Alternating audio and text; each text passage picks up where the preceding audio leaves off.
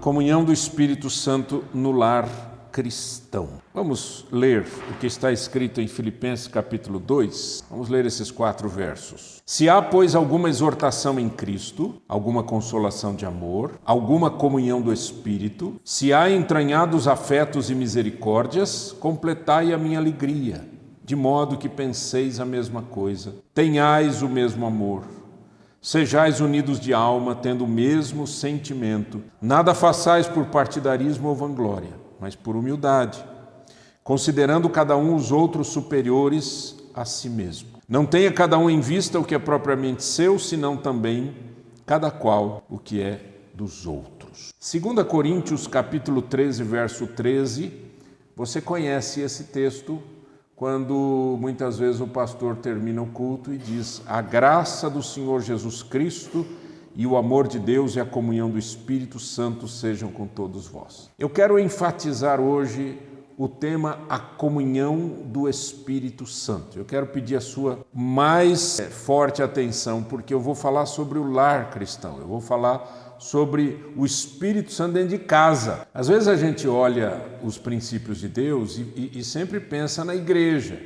Então a gente pensa na igreja, precisa disso na igreja, precisa daquilo na igreja, mas a gente não para pensar que a igreja somos nós e que a comunidade pública, que é isso aqui, é apenas um reflexo do que acontece dentro de casa. Então nós vamos olhar isso a partir dessa frase, a comunhão do Espírito Santo. O que você entende por essa frase, a comunhão do Espírito Santo seja com todos vós, né? O que é a comunhão do Espírito Santo? Algumas pessoas podem entender esse texto, se ler assim muito rapidamente, podem entender esse texto como se fosse a comunhão com o Espírito Santo, mas não é. Não é com o Espírito Santo, mas é do Espírito Santo. E esse termo, eu sei que nós não falamos grego, mas isso daqui é um estudo, então eu deixo pelo menos registrado, que essa frase, a comunhão do Espírito Santo, tem a ver com a relação do Espírito Santo conosco. É o que o Espírito Santo promove em nós, a origem dessa comunhão está no Espírito Santo. E isso ele gera dentro de nós alguma coisa. Quando você lê 1 Coríntios 12, 13, você se lembra daquele batismo que o Espírito Santo promove, né? Vamos ler juntos? Pois em um só Espírito, todos nós fomos batizados em um corpo, quer judeus, quer gregos, quer escravos, quer livres, e a todos nós foi dado beber de um só Espírito. Então veja que interessante esse texto. O Espírito Santo é que forma o corpo. O Espírito Santo nos batiza nesse corpo. O Espírito Santo nos introduz nesse corpo. E esse é o corpo de Cristo. É a igreja do Senhor Jesus, é o corpo de Cristo. Quais são os efeitos dessa comunhão do Espírito Santo no lar cristão? Eu vou falar algumas coisas, muito particularmente para casais, mas eu vou falar no lar. Então, por quê? Porque o lar começa com o casal, né? Alguma coisa acontece quando a gente se casa, obviamente, é que a família começa a se formar. Então, o Espírito Santo no lar, primeira coisa, o Espírito Santo no lar afasta o pecado e é o motivo de nossa total submissão ao Senhor. A submissão a Ele, rendição a Ele, respeito a Ele, honra a Ele, dignidade ao Espírito Santo. Veja o que diz o texto bíblico de Efésios 4. Querem ler comigo? Vamos lá? Não saia da vossa boca nenhuma palavra torpe, e sim unicamente a que for boa para a edificação, conforme a necessidade, e assim transmita graça aos que a ouvem. O que é importante? O que o Espírito Santo promove no lar? Uma comunicação edificante. Você pode perceber, você pode anotar o que eu vou te falar. Tem muitas famílias cristãs cuja comunicação interior e comunicação dentro de casa é horrível. Ninguém entende ninguém. Eles só ficam bonitinhos quando eles vêm para a comunidade, né? Para a igreja local. Aí é bonitinho. Aí você vê eles estando rindo, sorrindo. Né, amor? É, bem. E você, querida? Ai, que lindo, não sei o que. Chega em casa, ou é silencioso, não se falam, não conversam. O texto bíblico, você vai dizer assim, o que esse texto bíblico tem a ver com a comunhão do Espírito Santo? Eu vou te mostrar daqui a pouco, mas eu quero que você preste atenção nisso. Não saia da vossa boca nenhuma palavra. O que é a palavra torpe? Traduz para mim. Que não edifica, é uma palavra vazia. A palavra torpe quer dizer vazia. Não saia da vossa boca nenhuma palavra vazia. E sim unicamente a que for boa para edificação conforme a necessidade. E assim transmita graça aos que a ouvem. Então eu vou te fazer uma pergunta. Você, quando fala, transmite graça de Deus? Pastor, o que é isso? É incrível, gente. Quando você fala baseado nos princípios de Deus, você fala uma linguagem que o mundo não usa. A linguagem do mundo é a linguagem da briga, é a linguagem da separação, é a linguagem da vingança, é a linguagem da raiva, é a linguagem da superficialidade. Mas quando você fala princípios de Deus, você traz uma edificação. E isso traz graça às pessoas. Segundo ponto, a presença do Espírito Santo precisa ser cultivada no nosso lar. Olha por que eu trouxe esse texto. Versículo 30, é o mesmo capítulo. Efésios 4, 30, leia comigo. E não entristeçais o Espírito de Deus, no qual fostes selados para o dia da redenção. Pastor, por que o Espírito Santo fica triste? Tristeza não é uma coisa de gente. O Espírito Santo é uma pessoa. É aqui que você vê que o Espírito Santo não é uma força, um choque, uma energia, um vento. O Espírito Santo é uma pessoa. Tem a pessoa do Pai, a pessoa do Filho, a pessoa do Espírito Santo. E quando é que a gente entristece o Espírito Santo? Quando a nossa comunicação não é eficiente, quando a nossa comunicação é torpe, quando aquilo que a gente faz e fala está cheio de pecado, como a continuação do texto, comigo. Longe de vós toda amargura e cólera e ira e gritaria e blasfêmias e bem assim toda malícia, que também pode ser traduzida por maldade, ações más, palavras más. Você já ficou perto de pessoas que só gritam, cheio de cólera, cheio de ira? Eu conheço bem de perto pessoas assim que chegam a travar o dente quando estão falando. E a língua cai um pedaço, não é? Por causa da raiva, chega a tremer assim. E isso também entristece o Espírito Santo. Você está percebendo que eu estou lendo a continuação do texto? Não. O verso 29 fala sobre palavras vazias. O verso 30 fala para não entristecer o Espírito Santo. O 31 ele continua com palavras vazias. E o 32, positivamente falando, o que a gente precisa fazer? Antes, sede uns para com os outros, o quê? Benignos, compassivos, perdoando-vos uns aos outros, como também Deus em Cristo perdoou. Eu gosto muito desse versículo, porque ele me mostra que o perdão não é uma ação emocional, não é uma resposta sentimentos. O perdão é uma obediência ao Senhor que tem como base, como fonte, o perdão de Deus através de Cristo. Entenderam o que eu falei? Ele diz, perdoando-vos uns aos outros.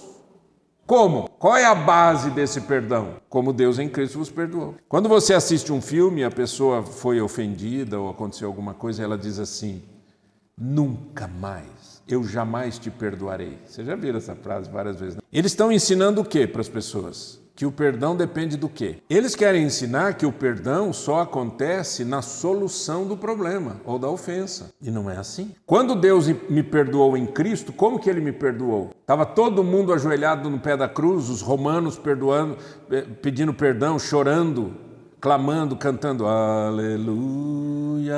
Eles estavam assim? Não, eles estavam ali, maltrataram, machucaram, estavam gritando, estavam xingando, blasfemando. Quando a Bíblia fala blasfemando, você acha que eles estavam falando o quê? Muita bobagem, certo? E o Senhor Jesus, antes de morrer, ele diz, Pai, perdoa-lhes, eles não sabem o que fazem. O perdão não depende da solução da ofensa, da resposta a curar a ofensa. O perdão, ele é baseado na graça de Deus, no amor de Deus, e ele deve ser exercido por nós como obediência. Eu vou te fazer uma pergunta, você não precisa responder, obviamente. Mas eu vou te fazer essa pergunta. A pergunta é a seguinte: se você agora fechar os olhos, e lembrar-se de pessoas que te ofenderam, situações que aconteceram, tem alguém que ainda você não perdoou? Pensa nisso. Ah, não, pastor, eu perdoei. Eram pessoas da igreja, eu entendi e perdoei. E as pessoas que não são da igreja, você já perdoou? E as pessoas que te maltrataram? As pessoas que mentiram sobre você? As pessoas que criaram dificuldades para você? Você está entendendo o que eu estou falando? Se eu não perdoo, aliás, num outro texto, quando o Senhor Jesus fala sobre o Pai Nosso, ele diz: se vocês não perdoarem aos homens as suas ofensas, tampouco o Pai Celestial perdoará as suas ofensas. Veja a conexão está em Deus, a conexão não está no sentimento. Ah, eu não tenho vontade de perdoar.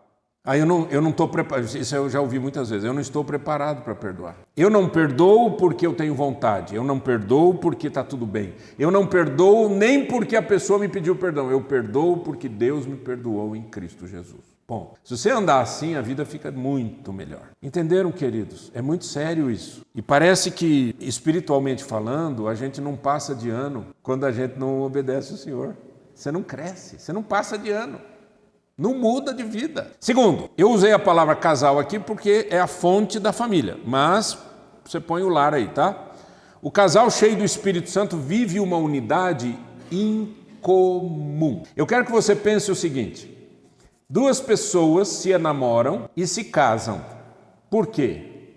Porque se amam, porque chegaram a conclusões que têm alguns sonhos parecidos, porque tem química. Por quê? O que mais, gente? Alguém infeliz vai dizer assim: porque eu fiz uma bobagem, não devia ter casado. Não, tirando essas coisas bobas, o casal se casa, quer dizer, duas pessoas, né? O marido e a mulher, eles têm atrações, eles têm pontos em comum. E a gente começa assim. Mas como é que vai o dia a dia? O que vai acontecendo no dia a dia? Vai pensando, pensa na sua vida, pensa nos seus pais, pensa nas pessoas que você conhece, pensa em casais que você conhece. O que vai acontecendo ao longo do tempo? Parece que vai esfriando, parece que a bateria vai acabando, parece que ali já não tem mais fonte de alegria, não tem mais fonte de contentamento, não tem mais comunhão, o respeito começa a ir embora, começa a se vazar pelo ralo, como a gente fala, e assim por diante. Então, olha o texto bíblico que a gente leu de Filipenses. Lembra que Filipenses capítulo 2, versículo 1, ele fala sobre a comunhão do Espírito. E aí ele continua dizendo: completai a minha alegria de modo que, comigo, penseis a mesma coisa, tenhais o mesmo amor, sejais unidos de alma e tendo o mesmo sentimento. Vamos ver esses 4 aspectos na família. Primeiro, pensar a mesma coisa, é uma mentalidade comum alinhada com os princípios de Cristo. Presta atenção que eu vou falar aqui. Quando o texto bíblico diz para pensar a mesma coisa, não está falando que as pessoas são iguais e que pensam igualmente a respeito de tudo. Porque a atração do casal, uma das coisas que eu não falei e que atrai o casal, são as diferenças. As diferenças é que atraem. Ninguém gostaria de casar com uma pessoa igual a si mesma. Não aguenta.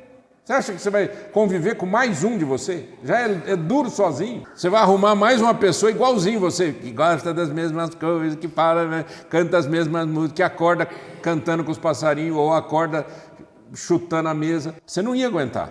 Então as diferenças nos atraem. E essas diferenças que nos atraem criam para nós um problema com esse texto, porque esse texto está dizendo que a gente deve pensar a mesma coisa. Gente, presta atenção. A gente tem que se encontrar, a família tem que se encontrar num ponto comum, e o ponto comum é a palavra de Deus. Amém? Romanos 15, 5 e 6. Ora, o Deus da paciência e da consolação vos conceda o mesmo sentir de uns para com os outros, segundo Cristo Jesus, para que concordemente e a uma voz glorifiqueis ao Deus e Pai do nosso Senhor Jesus Cristo. Eu preciso, para isso, me encontrar num ponto comum. Então, qual é o ponto comum da família? E agora aqui, presta atenção. Se o ponto comum do seu casamento são os filhos, pode esquecer, vai dar rolo. Se o ponto comum do seu casamento é o dinheiro, vai dar rolo. Se o ponto comum do seu casamento são certas coisas que vocês fazem junto, porque a gente gosta de viajar junto, vai dar rolo. A primeira viagem errada deu tudo errado. O ponto comum do nosso casamento e do nosso lar, consequentemente, que a gente tem que ensinar para os nossos filhos é Cristo. A gente se encontra em Cristo. A gente se encontra na palavra de Cristo. A gente anda baseado nos princípios eternos do Senhor. Como é que duas pessoas diferentes vão ter concordância? É difícil, porque são duas pessoas diferentes, que vêm de famílias diferentes, que vêm de culturas diferentes. Quando os filhos nascem, quem tem mais de um filho vai saber o que eu vou falar. Um filho é de um jeito, outro filho é de outro jeito. A diferença está dentro de casa. Se Cristo não for o nosso ponto em comum, gente, se a gente não olhar para Cristo, a gente não tem concordância. Irmãos, está ajudando a pensar? Sim ou não? Glória a Deus. Penseis a mesma coisa. Segundo, tenhais o mesmo amor. O amor que a Bíblia fala sempre é o fruto do Espírito, porque o fruto do Espírito é amor. Aí ele vem alegria, paz, bondade, benignidade, mansidão, domínio próprio, certo? Aquele é um fruto, o fruto é o amor. O amor gera alegria, paz, fidelidade, etc. João 13, 34, 35, Jesus disse assim: novo mandamento vos dou, que vos ameis uns aos outros, assim como eu vos amei, que também vos ameis uns aos outros. Nisto conhecerão todos que sois meus discípulos, se tiverdes amor uns aos outros. Esse versículo aqui, ele foi esquecido pelos crentes. Foi esquecido. Porque as pessoas, elas se definem como discípulos porque elas fazem parte do ministério A. Elas são discípulos porque elas fazem o trabalho não sei o quê. Elas são discípulos porque alguém deu um certificado de que ela fez um processo de discipulado. Nada disso transforma você num discípulo. Você quer ser discípulo de Cristo? Ame como Cristo amou. Ponto. Se você não ama, você não é discípulo de Cristo. Por quê? Porque você não vive como Cristo viveu. Ser discípulo significa aquele que anda e aprende do mestre. É o aluno de Cristo. E o aluno de Cristo tem que fazer o que Cristo mandou. Veja que nesse texto, o padrão do amor, ele diz: assim como eu vos amei, que vocês se amem. Como eu vos amei. Como é que Jesus amou a igreja? Com sacrifício, um amor incondicional, um amor que não fica pedindo coisa em troca. As pessoas, muita gente pensa no amor como algo em troca, é sempre algo em troca. Se você fizer isso, eu amo você. Se você não fizer, eu não te amo mais. Certo, queridos? O amor não é isso, não. O amor não é troca. Troca é negócio. O amor é incondicional, ele não tem condição. Terceiro, sejais unidos de alma. A palavra que ele usa aqui é psique, a alma, a mente. É uma profunda unidade espiritual e emocional. Se o casal não tiver uma profunda unidade espiritual e emocional, como é que anda junto? Eu sempre ministrei isso assim. Eu dizia, olha, duas pessoas querem casar, eu dizia, você conhece Jesus? Você anda com Jesus? Você segue a Jesus? Você é discípulo de Jesus? Não é? Como é que vocês querem andar junto? Um acredita, o outro não. Um crê, o outro não crê.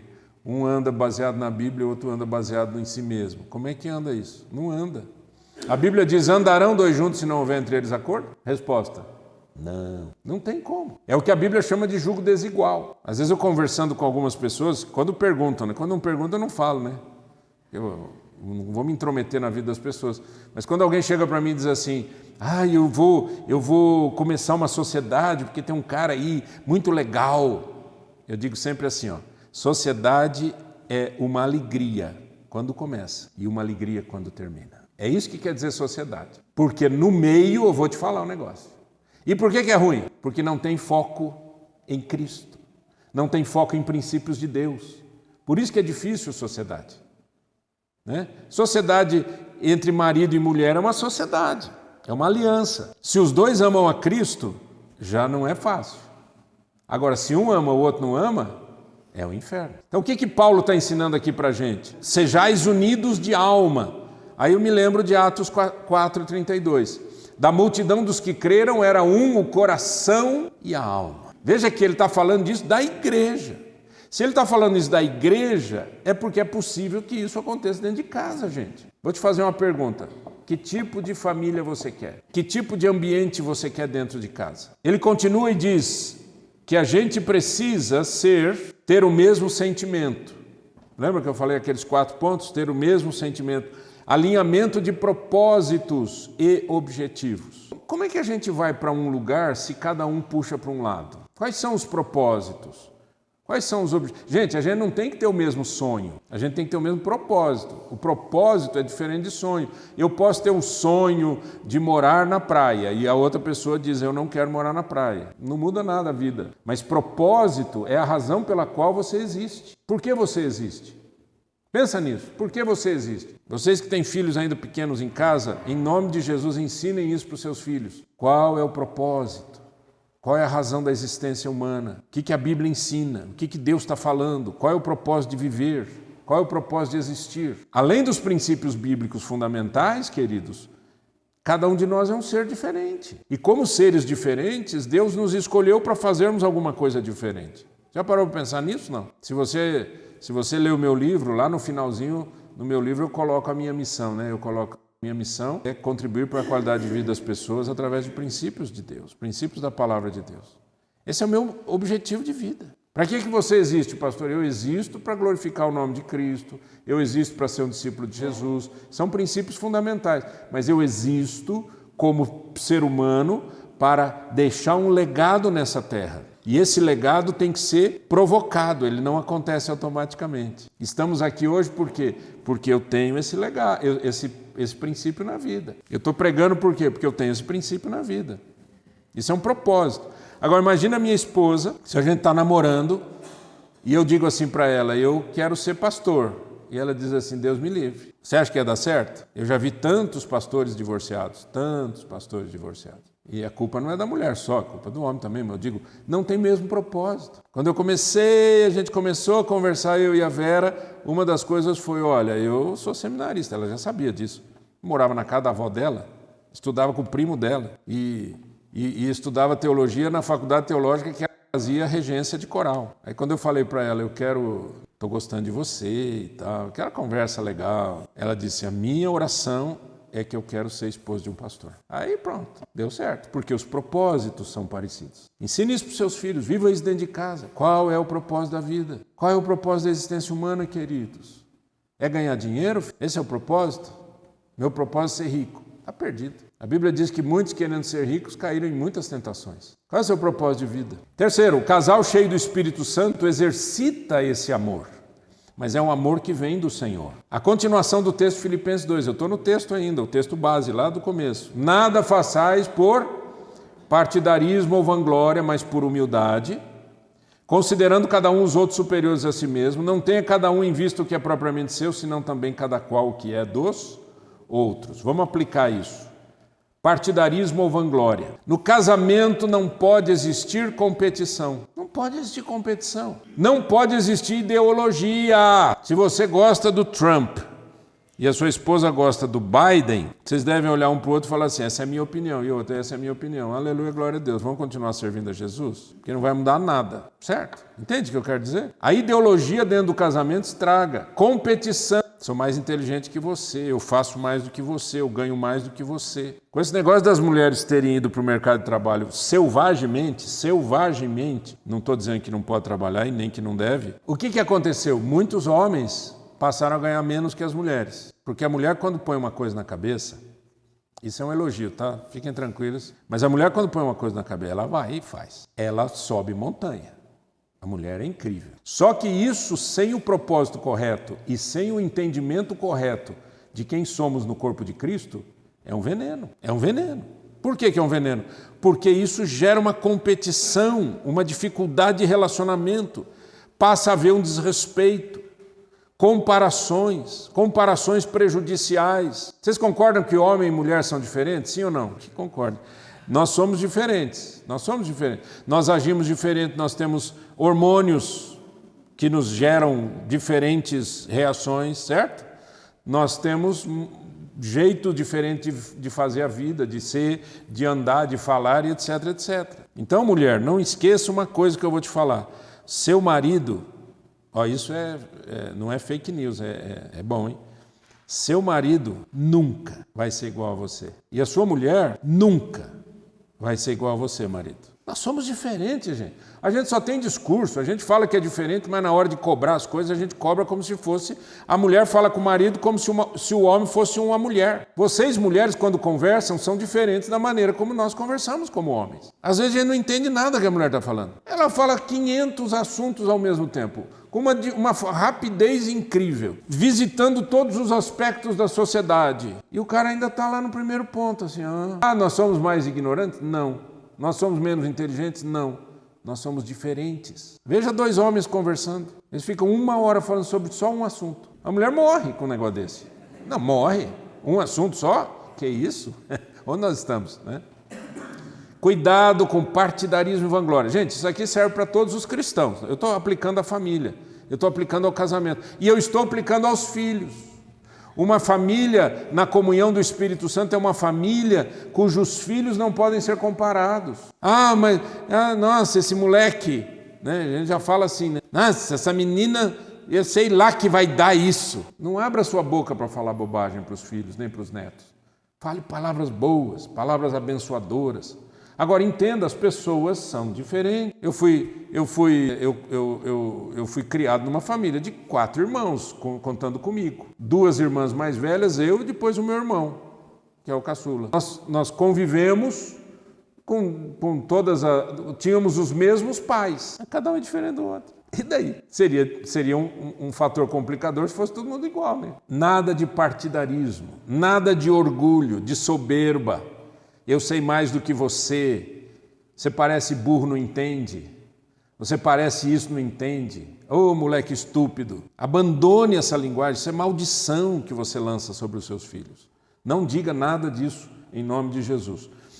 Outra coisa que ele diz é considerando uns aos outros em humildade. Não é isso que o texto diz? Vamos pegar o texto. Mas por humildade, considerando cada um os outros superiores a si mesmo.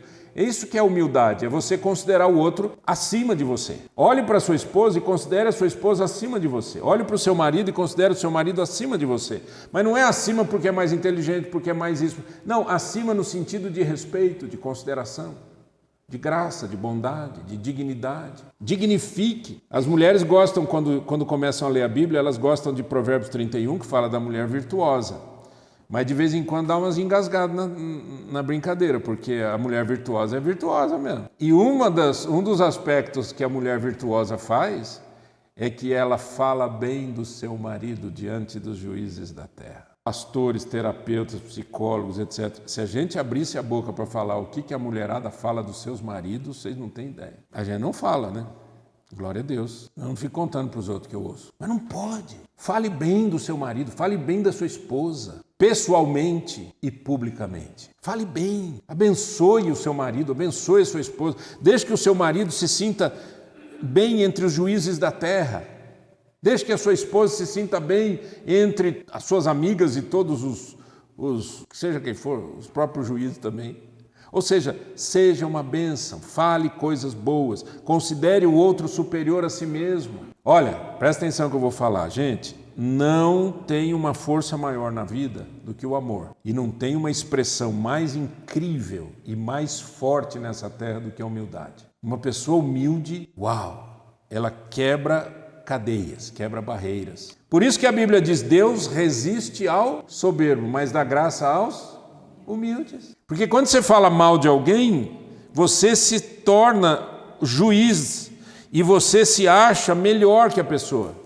Você não vai falar mal de uma pessoa que você não deprecia. Mas porque quando você deprecia uma pessoa, o que você está fazendo? Você está se tornando soberbo. E a Bíblia diz, Deus resiste aos soberbos, mas dá graça aos humildes. Não tem o que falar? Não fala.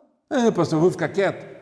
Yes, quietinho. Ô bênção que é o silêncio. A Bíblia diz que todos nós devemos ser tardios para falar, tardios para nos irarmos e prontos. Presta atenção. Ouça com atenção. No meu trabalho como mentor, como coach executivo, o que eu mais faço muitas vezes é ensinar as pessoas a ouvir com atenção. Você acredita? O chefe não sabe ouvir, o líder não sabe ouvir, o CEO não sabe ouvir.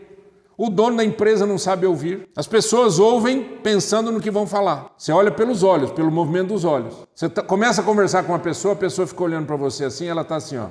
eu vou falar isso, eu vou falar isso, eu vou falar isso, eu vou falar isso. Olha para a pessoa e diz assim, o que eu falei? Repita. Não, você estava coisando lá, aquele negócio lá, como é que chama lá, aquelas coisas. Quarto, cuidado mútuo. Olha que o texto bíblico diz, não tenha cada um em vista o que é propriamente seu. Olha que bonitinho isso. Não tenha cada um em vista o que é propriamente seu, senão também cada qual o que é dos outros. Coloque isso na família. Isso é meu dinheiro, isso é meu. Não ponha a mão nisso. Isso aqui foi minha avó que me deu, foi meu tio que me deu. Isso aqui eu que comprei com meu dinheiro. Não tenha cada um em vista o que é propriamente seu, senão também cada qual o que é dos outros. Cuidado mútuo. Não se preocupe só com você. Olhe para outra pessoa, olhe para o seu filho, para a sua filha, olhe para o seu pai, para a sua mãe. Quais são as necessidades? Deixa eu falar um pouquinho sobre isso. Quando a gente ganha do município um certificado, não sei se vocês já ganharam, mas eu já ganhei um certificado que está escrito assim, idoso. Você ganha certificado, né? Idoso. A gente gosta porque para no lugar de idoso, né? Define isso. Mas ao mesmo tempo, é alguém dizendo para você, idoso, você está velho. Quando isso acontece, os filhos não percebem. Porque os filhos, eles vivem a realidade deles, eles estão querendo crescer, desenvolver, aprender, eles estão querendo casar, eles estão querendo ter filhos, eles estão querendo seguir a vida deles. Está absolutamente correto isso. Só que os filhos não conseguem enxergar o quanto seus pais estão idosos. Que a gente não tem mais a mesma flexibilidade, a gente não tem mais a mesma rapidez. A cabeça é ótima, o corpo que não ajuda. O nosso sono muda, não é isso? A não ser que você tome remédio, se você já recebeu o certificado, a coisa muda. Acorda 2, 3 vezes. E os filhos não conseguem perceber que isso é uma realidade e que vai acontecer com eles. Porque eles são jovens, eles não estão pensando nisso. Eles não percebem, eles acham assim, poxa, meu pai sempre foi forte, minha mãe isso, aquilo, não sei o quê. Só que sempre foi forte, sempre, nem sempre, às vezes está enfraquecendo. E o caminho é esse. Esse é o caminho. Um dia nós vamos para baixo da terra. Ou para dentro do forno. Um dia vai acabar tudo. Só que os filhos não estão vendo essa queda, eles não conseguem enxergar essa queda. Então, em nome do Senhor Jesus, pelo menos as pessoas que estão aqui, aquelas que estão me assistindo, em nome de Jesus, que vão assistir pela internet, entenda uma coisa, não olhe só para você, é isso que a Bíblia diz, não olhe só para você, olhe para outra pessoa. E no caso eu estou falando do papai e da mamãe, do vovô e da vovó. Eles não são mais aquilo que você tinha quando você era criança. Eles estão envelhecendo. E nós vamos pelos caminhos dos mortais, como diz o texto bíblico. Certo? Em nome do Senhor Jesus. A pergunta que eu faço hoje é, o que você vai fazer com isso que você ouviu? O tema, a comunhão do Espírito Santo. Como Paulo falou, né? A graça do Senhor Jesus, o amor de Deus, a comunhão do Espírito. O que essa comunhão do Espírito promove em casa? Promove unidade, promove mudança, promove transformação e faz com que a gente seja gente muito mais discípulo de Cristo. Vamos ficar em pé, vamos orar?